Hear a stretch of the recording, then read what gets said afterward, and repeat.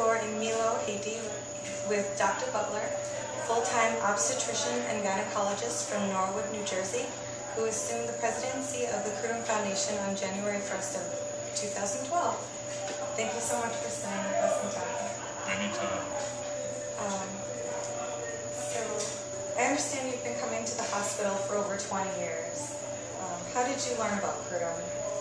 A cousin of mine was a nurse 20 years ago, came down here, and at a family gathering told me about the hospital and said that they needed an obstetrician gynecologist and would I consider coming down. So I said, sure, sounded like something I would like to try. And sure enough, 2 weeks later, they called my bluff. The phone rang and said, how quick can you get down? Really? Yeah. So that's how it started. So what kept you coming back after that? Oh, probably the only tough part about coming is the first time. After that, it's like a virus. You know, it's you have to come back because you realize how much the people depend on you. And back in those days, you were their only contact with the outside world. So easy to keep coming back. Let's talk a minute about the roles of the foundation and the hospital. What are the responsibilities of the foundation to the hospital, and how do the two organizations interact? Well, the foundation is responsible for funding and running the hospital. The land is owned by the Archdiocese of Cap-Haitian, and it's given to the CRUDEM Foundation to run the hospital and to, as what CRUDEM stands for, the Center for the Rural Development of Milot, it's almost a responsibility for the well-being of the town. How is Hôpital Sacré Coeur different from other hospitals in Haiti? Mainly because it's been here for 25 years.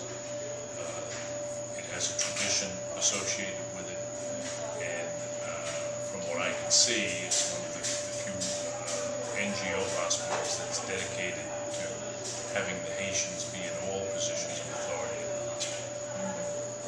Most people realize that life in Haiti is very difficult on an individual.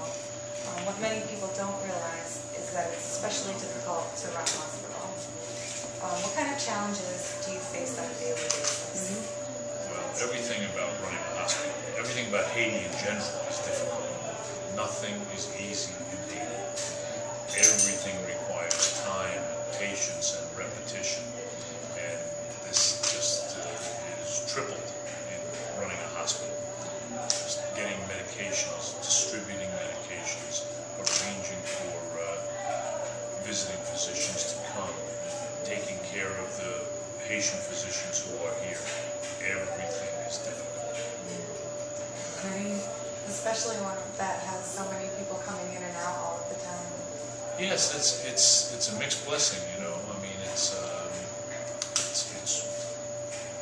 great in that the staff learns a lot, but it's very difficult having somebody come every week and telling you this is the way that you should do your job, because this is the way that we do it in the United States. And when you have 10 different people telling you 10 different ways to do your job, it gets a little trying at times. Especially if things are probably way different down here. Oh, sure. It's not even comparable. Not even comparable. So how is the hospital affected by the 2010 earthquake and the subsequent cholera epidemic? Well, the hospital went from being a 66-bed hospital to a 400-bed hospital overnight. And basically, we not only had a patient problem, we had a refugee problem. Because every patient that came brought at least one relative with them, usually two. So we had a displaced person camp of over 1,000 people who were responsible for feeding, clothing, and providing medical care and housing. And how did people respond to that? Did people just come to the hospital to help? Or? Well, volunteers flocked here. Word of mouth. People came from everywhere.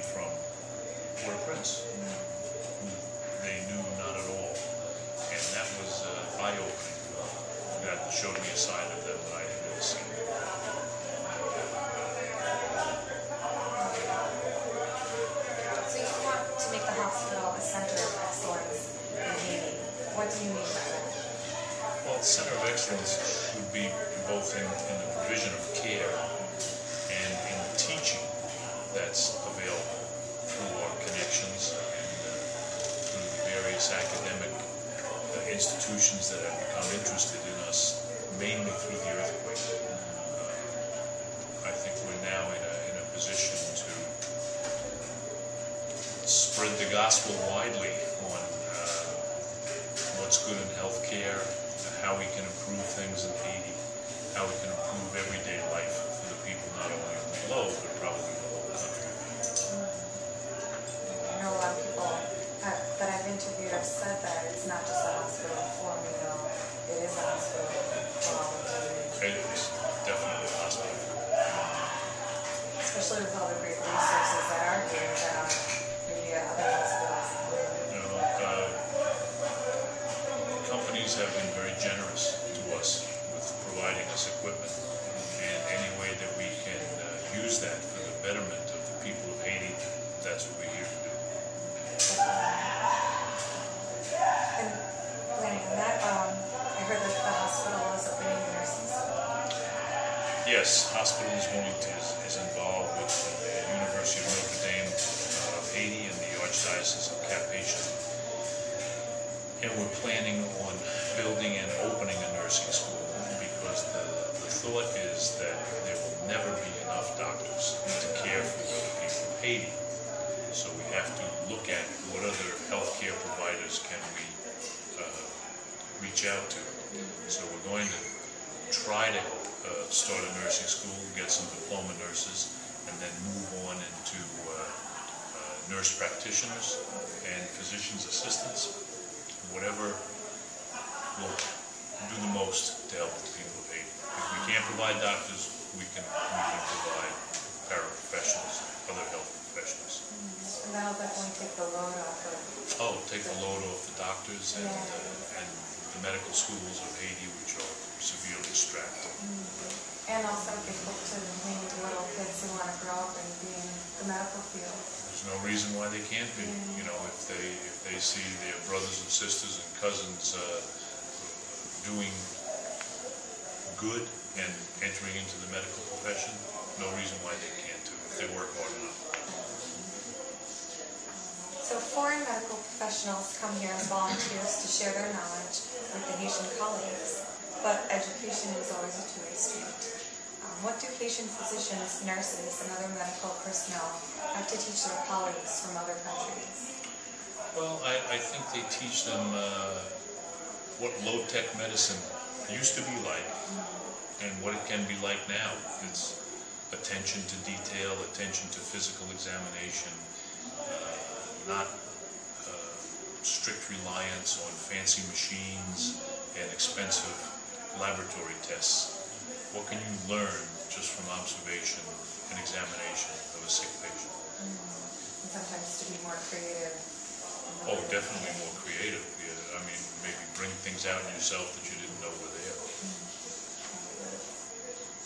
These days, it seems that everyone wants to fix Haiti. In what ways could the present healthcare system in Haiti be improved? Oh, more widespread distribution of medicine, more outreach to the truly poor of the country who can't afford to even come to town to be seen. More widespread education. Many ways that it can be improved. And the government is trying. I do have to say that. That's very good. For over 20 years, you've come to Milot as a physician. What's it like for a sophisticated, tech-savvy New Jersey physician to practice medicine? Who are you referring to? You! I wouldn't call myself a tech-savvy physician. But what does it do for me? It teaches me patience, teaches me to listen a little bit better, observe a little bit more closely, appreciate people more for not only for their illnesses, but for what they have to offer others. So I learn more from them than they learn from me. I'm sure you bring that back to your practice back in New Jersey. I do, and the people at home are very interested in what goes on down here, and they've been very, very generous in helping to support us. Do any of the doctors in your practice come down? Yes, I have my partner, Dr. Chris Engler, comes down and brings some anesthesiologists from Holy Name Hospital in New Jersey, and even the CEO of the hospital has come down. He's a convert to CRUDEM. Yeah. So every physician has a patient or two that they can't forget. Would you like to share any stories of any memorable patients? Probably my most memorable patient was a 19-year-old girl who had developed an enormous ovarian cyst and had not been able to stand up for a year and a half. It was so big that if she stood up, she would fall forward. So she'd been mostly on her back, and they brought her in one day, and we operated on her and took out this enormous ovarian cyst that I think weighed close to 60 pounds. And the next morning, the smile on her face when they helped her up to a standing position was worth all the discomfort and problem getting down. That's pretty amazing. Yeah, it was amazing, amazing to see. And it sounds like your patients do inspire you a great deal. What have they taught you about being a better person or a better doctor? Well, just that life is very difficult for a lot of people, and we don't realize how good we have it until we see how bad it can be down here. So I think it's made me appreciate the smaller things in life. You know, nothing like a cheeseburger when you get home. But just to you don't need a lot in the way of material things to be happy, and that lesson is brought home every day now. So this is a question we've been asking everyone. If Hôpital Sacré Coeur didn't exist, or if it were to close its doors tomorrow, how do you think it would affect the people of Milot? Oh, it would be devastating to Milot. I mean, we are not only the major employer, but maybe the only employer in the town, and that's apart from the medical care that's given. People from this whole region, 250 to 500,000 people, depend on Sacré Coeur for their medical care. So they would be devastated. The town would be without any visible means of support. The effect on the town would be enormous. You know, we interviewed some of the salespeople out there, and they really depend on the hospital being here too. Oh, it's not just the healthcare. Sure, everybody. You know, when on occasion the hospital has closed, they've been devastated. They have no way to support themselves. Where do they go? So many people want to help the people of Haiti. What would you suggest some ways that they can go about doing that? Well, there's an old saying that Dr. Flynn likes to use, Dr. Tom Flynn, who was one of the past presidents. He used to say, some give by going and others go by giving. So if you can, it would be great to come on down, volunteer, help out. But if you can't, you can certainly use the contributions. Whatever you can send us, that's what keeps us going.